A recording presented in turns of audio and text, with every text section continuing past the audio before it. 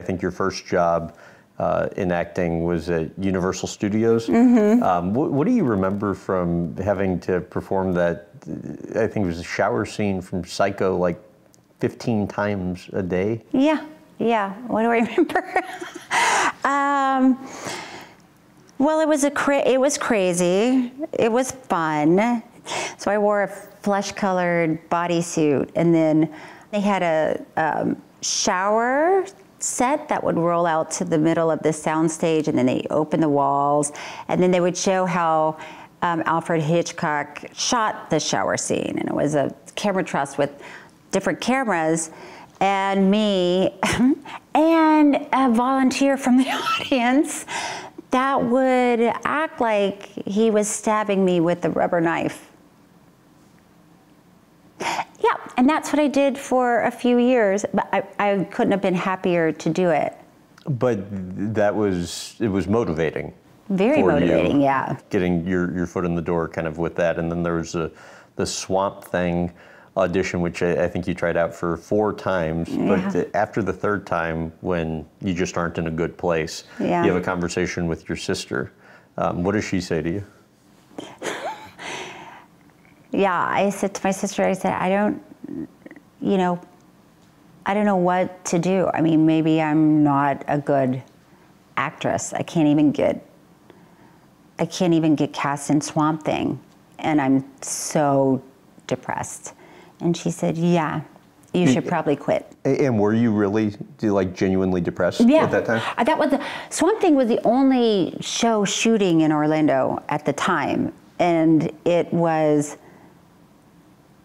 I felt like I really needed a role in that. What are you thinking about when you're in that moment? I was just tying my self-worth to not getting an acting job. So then it's not just was everything. So, I'm not a good actor. I'm doing everything wrong. You just feel like, what am I doing? And yeah, my sister said, you've chosen a career where most of the things that you audition for, you are not going to get. It's going to be rejection. You've chosen a career of rejection. And if you're going to get so sad every time you don't get an acting job, then you shouldn't do it. That's a terrible life to live. And I, really listened to her, and I thought, oh, she's right. That's going to be a long life.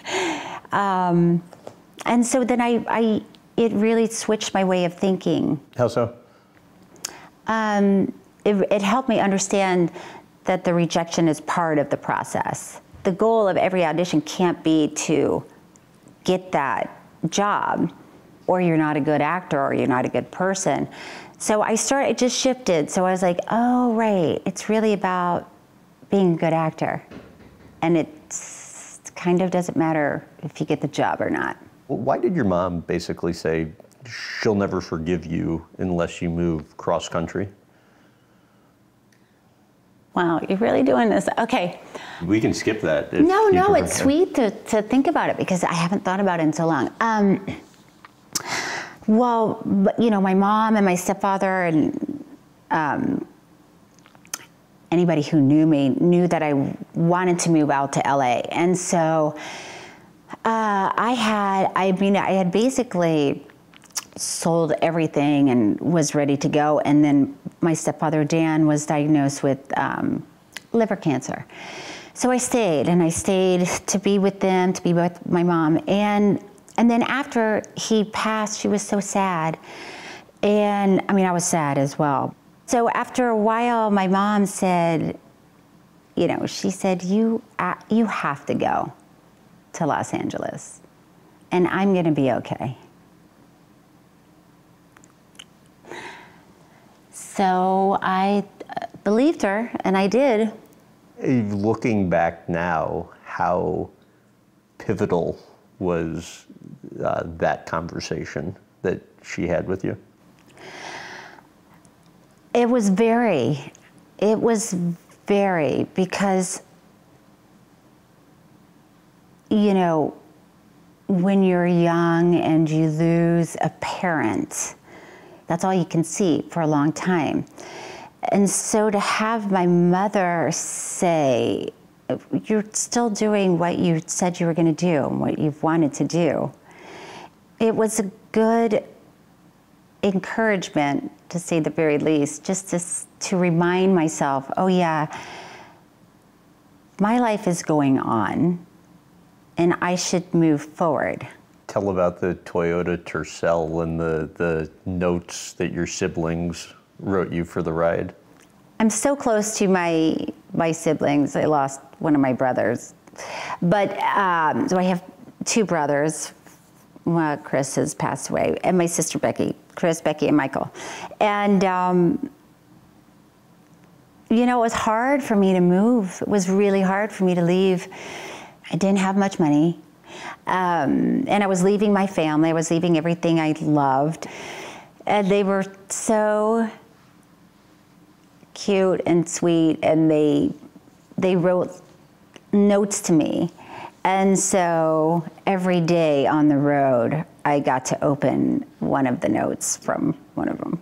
And I have them framed in my office because it meant so much to me at the time. Okay, this is from my sister Becky. It says, Cher, be safe, happy, and motivated in LA. I'll be seeing you. Okay. Uh-oh. I can't even, okay. I'll be seeing you soon. I can't even read this. Okay. But until then, I'll carry you in my heart, as always, and see your smile and everything beautiful. Travel with the knowledge that I love you as much as anything in the world. And it's for my sister. Oh, yay, why did we do this? This is ridiculous. What about that all these years later still gets to you? I mean, because we were pretty young, you know, when she wrote this, and this still captures her. Like, this is who she is. Oof. She, you know, gives me superpowers. Oh no. Oh God. Okay, what am I doing? Okay, this is from Chris and April. Oh no, I haven't read these in so long, and this is gonna be hard. Cher. Good luck and hope all your dreams come true. We're gonna miss you, but you know we'll always be as close as the nearest phone. This will be a good reason for April and I to make it out to LA. We are already halfway there. Remember, you will always be in our hearts. Love, Chris and April. And it's interesting because when I was driving, I couldn't wait till the next day to read the notes. It's cool that you have them all these years later too. Yeah, they still stand the test of time. I still need to read it. I'm glad we just read those. It's been a while.